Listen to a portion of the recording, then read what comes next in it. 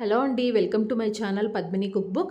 ఇవాళ నేను తోటకూర శనగపప్పుతో ఒక మంచి కర్రీ రెసిపీ చూపిస్తున్నానండి. చాలా సింపుల్, అలాగే చాలా టేస్టీగా కూడా ఉంటుందండి. అన్నం కానీ చపాతీలోకి కానీ ఎందులోకైనా తినచ్చండి ఈ తోటకూర శనగపప్పుతో చేసిన కర్రీ.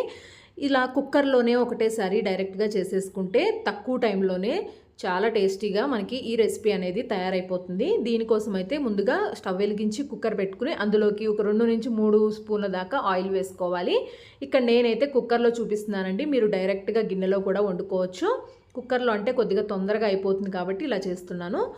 ఇప్పుడు ఈ ఆయిల్లో కొద్దిగా పోపు గింజలు వేసుకోవాలండి. కొద్దిగా పచ్చిశనగపప్పు, మినప్పప్పు, ఆవాలు, జీలకర్ర, అలాగే ఒక 2 ఎండుమిర్చిని కూడా ఇలా కట్ చేసుకుని వేసుకుని పోపు మొత్తాన్ని వేయించుకోవాలి. పోపు బాగా వేగిన తర్వాత ఇందులోకి ఉల్లిపాయలు, పచ్చిమిర్చి, కరివేపాకును వేసుకోవాలి. ఇక్కడ నేను 3 ఉల్లిపాయలే తీసుకున్నానండి. 3 ఉల్లిపాయల్ని ఇలా సన్నగా పొడవుగా కట్ చేసుకుని వేసుకున్నాను. ఈ తోటకూర శనగపప్పు కర్రీకి కానీ పులుసు రెసిపీలోకి కానీ ఇలా ఉల్లిపాయలు ఎక్కువగా ఉంటే టేస్ట్ బాగుంటుందండి. తోటకూర పప్పు అయినా సరే ఉల్లిపాయలు ఎక్కువగా వేసుకుని చేసుకోండి, చాలా బాగుంటుంది. ఈ ఉల్లిపాయల్ని కొద్దిగా ఇలా కలర్ చేంజ్ అయ్యే వరకు వేయించుకున్న తర్వాత 1 టీ స్పూన్ దాకా అల్లం వెల్లుల్లి పేస్ట్ వేసుకోవాలి. ఇది ఆప్షనల్ అండి, కానీ వేస్తే టేస్ట్ చాలా బాగుంటుంది.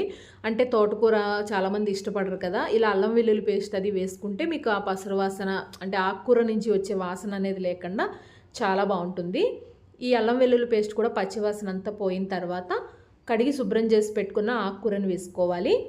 ఇక్కడ నేను 2 కట్టల దాకా తోటకూర తీసుకున్నానండి. 2 కట్టల తోటకూరకి 3 ఉల్లిపాయలు తీసుకుంటే మనకి బాగుంటుంది టేస్ట్ కూడా.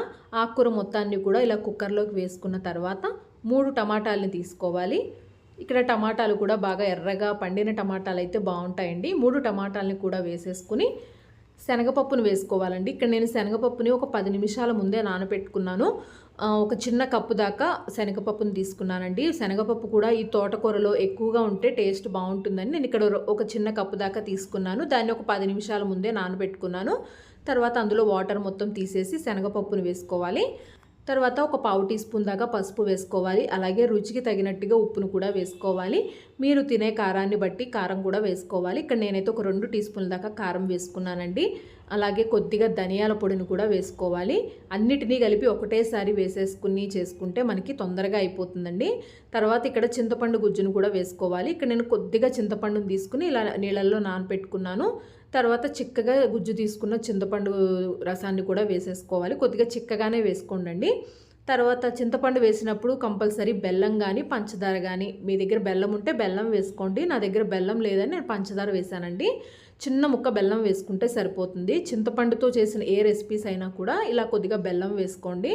ఇప్పుడు అడుగు నుంచి మొత్తం ఒక్కసారి అన్నీ కలిసేలాగా బాగా మిక్స్ చేసేసుకున్న తర్వాత ఇవి ఉడకడానికి తగినట్టుగా ఇక్కడ 2 చిన్న గ్లాసుల దాకా వాటర్ని వేసుకున్నాను.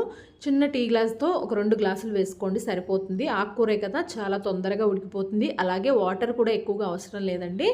ఇప్పుడు కుక్కర్ మూత పెట్టేసి ఒక 2 విజిల్స్ వచ్చే వరకు ఉడికించుకోవాలండి. ఆకుకూర శనగపప్పే కాబట్టి చాలా తొందరగా ఉడికిపోతాయి. 2 విజిల్స్ సరిపోతుందండి. 2 విజిల్స్ తర్వాత చూసారు కదా, మనకి కర్రీ మొత్తం చక్కగా ఉడికిపోయింది. ఇప్పుడు గరిటెతో ఒక్కసారి ఆ టమాటాలని కానీ ఇలా మెత్తగా మెదుపుకుంటే మనకి కర్రీ రెడీ అయిపోయినట్టేనండి. చూసారు కదా, కొద్దిగా వాటర్ అయితే ఉన్నాయి. నేను ఇలా పల్చగా కావాలని చేశాను కాబట్టి నేను ఇలా వదిలేస్తున్నాను. మీకు లేదు కొద్దిగా దగ్గరికి కావాలి అనుకుంటే కనుక, కర్రీ ఇంకొంచెం గట్టిగా ఉండాలి అనుకుంటే కుక్కర్ మళ్ళీ స్టవ్ వెలిగించి స్టవ్ పైన పెట్టేసి ఒక 2 నిమిషాలు ఈ వాటర్ అంతా కూడా ఇంకిపోయే వరకు వేయించుకోండి. మనం ఇలా మెత్తగా మెదుపుకునేసరికి వాటర్ ఎక్కడ కనపడవండి. చపాతీలోకి కానీ ఇలా అన్నంలోకి తినడానికి చాలా బాగుంటుంది. మనకి ఇక్కడ తోటకూర శనగపప్పుతో చేసిన కర్రీ రెడీ అయిపోయినట్టేనండి. ఇందులో అల్లం వెల్లుల్లి పేస్ట్ వేసాం కాబట్టి ఆ ఫ్లేవర్ కూడా చాలా బాగుంటుంది. ఆకుకూరలు అంటే ఇష్టపడని వాళ్ళకి ఇలాంటి కర్రీ ఒక్కసారి చేసి పెట్టండి, చాలా బాగుంటుంది. అలాగే 2-3 రోజులైనా కూడా ఈ కర్రీ పాడవదండి. తప్పకుండా మీరు కూడా ఇలా ఒకసారి ట్రై చేయండి.